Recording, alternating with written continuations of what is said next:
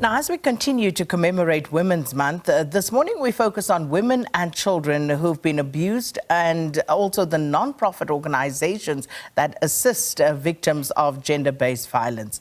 Leanne is in Krugersdorp this morning at Bethany House, which was established in 1998 in response to the need of young people for shelter and access to primary healthcare services and education. Let's take you there now. Leanne is at Bethany House. Leanne, good morning to you. Welcome back. But of course, also looking forward to hearing what is happening at Bethany House and the services they provide. Over to you, Lee.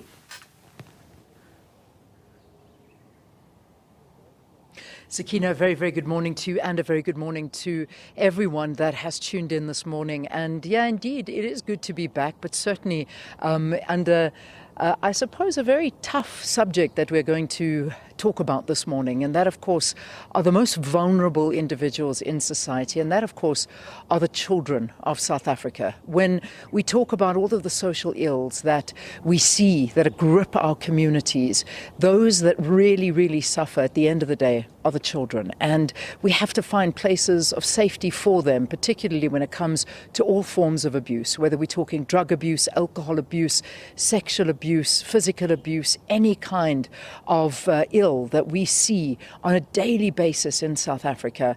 And the children, of course, need to be kept in safe places away from these things. Well, this is one of those such houses, and we're talking about Bethany House, and this is out in Krugersdorp, and many of the children that are housed here are actively undergoing court cases, so it's a very sensitive situation, and we will make sure that we will protect all identities as much as we can. But we're trying to get to terms with what actually happens here and how bad the situation is in South Africa when it comes to communities and the problems and issues that they are faced with every single day, and how people are trying to manage this situation in every single way that they can, and these dedicated NPOs. Well, I've got with me a social worker here from Bethany House, but she's Yvonne Ndlovu, who is working for the CFW unit, that's the Child Family Welfare Unit.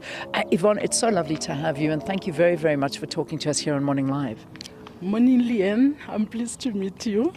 It's so good to be here, and also to be here at a very quiet morning at Bethany House. I know many of the children have already left to go to school, but I can't imagine this is what it's like on a normal day. It must be quite loud and crazy with the amount of kids that are here. But today, of course, is a little bit quieter as everybody has made their way out. Yes, yes. Yeah. So talk to us a little bit about some of the kids that are staying here and the situations that you see on a daily basis. My name is Yvonne Ndlovu. I'm a designated social worker. I'm rendering services in Krugersdorp. Currently, I'm servicing 15 informal squatter camps, including the plots in Krugersdorp office. We are the Child and Family Welfare Unit, and then we are a child protection organization. Basically, what we are doing, I'm rendering statutory services for children that are in need of care and protection. We investigate the circumstances of children that are in need of care and protection, and then if we find out that the child is in need of care and protection in accordance to the Children's Act, we do opening at Children's Court, and then we place these children in alternative care, like here in Bethany House. Okay. We have the child CYCC, Child Youth Care Centers, where children that are in need of care and protection are placed. So there are different ways in which you can place children. It's either you can place them in the temporary safe care, or in the CYCC, or in the foster care, or for adoption. Yeah. So basically, I am rendering statutory services, and we monitor the foster care placement. We also render services to families. And then secondly, we also intervene there is a primary and early intervention programs that we are rendering in the community, like we raise awareness in the community. There are programs that we are implementing in the schools to raise awareness, particularly on the gender-based violence, because this is a Women's Month. Indeed. So we are promoting the issue, we are addressing the issue of gender-based violence.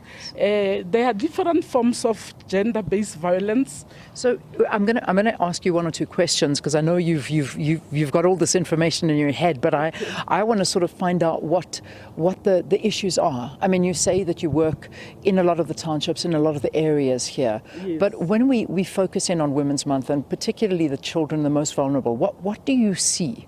What are the kind of things that you are seeing on a daily basis that the communities in South Africa are going through? And we may not be aware of it because we live in a safe environment, but this is the reality faced by so many every single day. Basically, in my area, poverty is very prevalent. And then poverty is also one of the causes of gender-based violence. Krugersdorp in particular is characterized by high unemployment rate, substance abuse, poverty, domestic violence, and then the issue of gender-based violence is very prevalent in that area. Yeah. So basically what we do, we render prevention and early intervention programs to address those social ills. We go to schools, we implement programs addressing the issues of gender-based violence. We educate children in terms of the life skills programs, and then we empower children in terms of how to avoid gender-based violence. Yeah. Do these programs work? Because it must be very difficult for a young child. And I mean, when we talk about a young child, just to get the viewer into the picture, I mean, we've got from the babies and toddlers all the way up to senior schoolgoers that are here. But I mean, little children, I suppose, what chance do they have when they're living in this abusive environment? When they are living in an abusive environment, they suffer the consequences, because now the children tend to develop anxiety, they develop aggressive behavior, they tend to bully other learners at school, they are not coping well in terms of their studies. So it really has a negative impact when it comes to our children. Yeah. Yes. And when we look at the situation, because there are a lot of programs that try and educate and try and help, and we speak about it all the time, is it getting better, or is it actually getting worse, what you are experiencing? It is getting worse. However, with the programs that we are rendering, we are putting more effort to keep the issue of violence in the communities. My view is that family preservation services, we must strengthen the capacity when it comes to implementing programs of family preservation services. We need to educate women that we must not deny our children fatherhood, especially in instances where parents are separated. Because I have seen in many instances where parents are separated, women, they tend to deny children their fatherhood. And that has a negative impact in our boy children, particularly because children need stability. They need to have that relationship with the parents, even if parents are separated. So we need to strengthen capacity building programs that will address issues, social ills in our community. So the importance of fatherhood is very, very important, whereby both parents must be allowed to exercise their parental responsibilities and rights with regard to their children. So Mothers, please, I'm pleading with you, do not deny your children fatherhood, because children, they need stability, they need to have relationship with both parents so that they can function well within the society. Yeah, and I think that's such an important message. It really, really is, because, you know, a proper society obviously has that involvement of both a mother and a father, but obviously when circumstances don't allow it, that's when, you know, the situation gets a little bit better. Facilities like this, obviously one of the big things, and I'm not going to speak to you about the whole funding issue, but we will be addressing that a little bit later. Already a facility like this it can house about 107 kids, but at this point it's only funded for 80, and we know that there are far more people and children out there that do need a lot of help.